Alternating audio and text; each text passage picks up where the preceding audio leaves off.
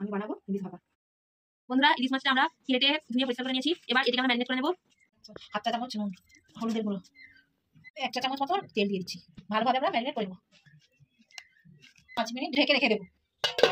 মাছের ভাপা তৈরি করার জন্য একটা পেস্ট তৈরি করে নিচ্ছি। আমি কালো সরষে দিয়ে দিচ্ছি, 1 চা চামচ সাদা সরষে দিয়ে দিচ্ছি, 1 চা চামচ পোস্ত দিয়ে দিচ্ছি, জিরা লঙ্কা দুটো দিয়ে দিচ্ছি, পরিমাণ মতো নুন দিয়ে দিচ্ছি।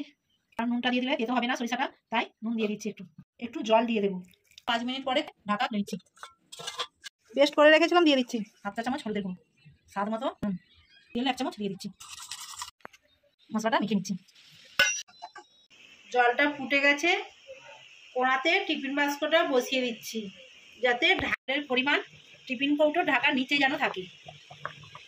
উপরে উঠলে জলটা ভেতরে চলে যাবে, তাই ভেতরে না যেন ঢুকে নিচ্ছি।